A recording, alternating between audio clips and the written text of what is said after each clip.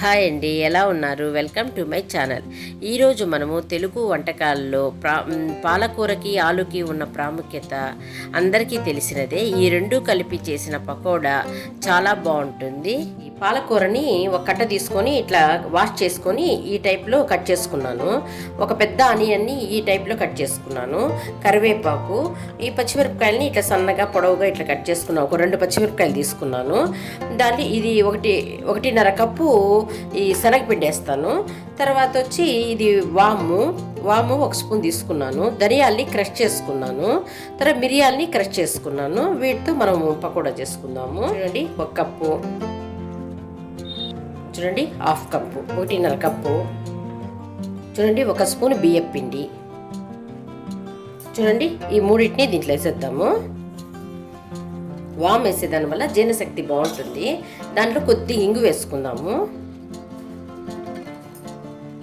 1/4 tea spoon పసుపు వేసుకుందాము. కొద్దిగా 1/4 స్పూను మిరప్పొడి వేసుకుందాము. చూడండి, 1 స్పూన్ సాల్ట్ వేస్తాను. చూడండి, చిన్న టీ స్పూన్తో సగము సోడా వేసుకుంటున్నాను. చూడండి, మొత్తాన్ని మిక్స్ చేసుకుందాము.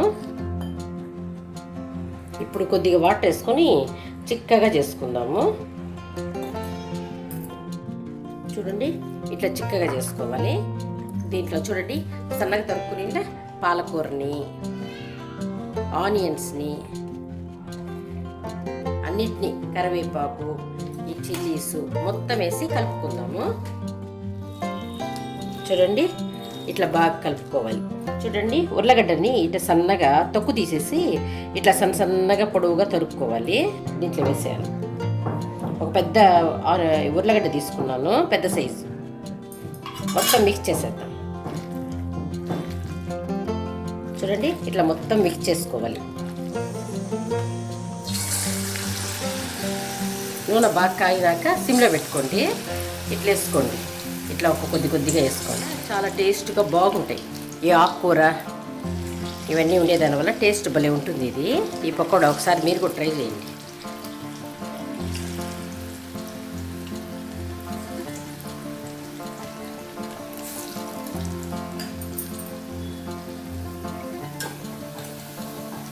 ఇట్లా తిప్పించండి.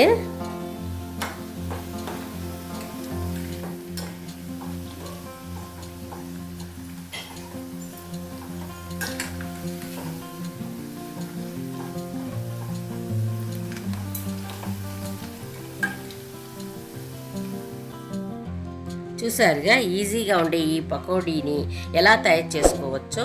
ఈవినింగ్ టైంలో వేడిగా చేసుకుని తింటే సూపర్గా ఉంటుంది. ఈ రెసిపీ నచ్చినట్లయితే లైక్ చేయండి, షేర్ చేయండి, సబ్స్క్రైబ్ చేసుకోండి.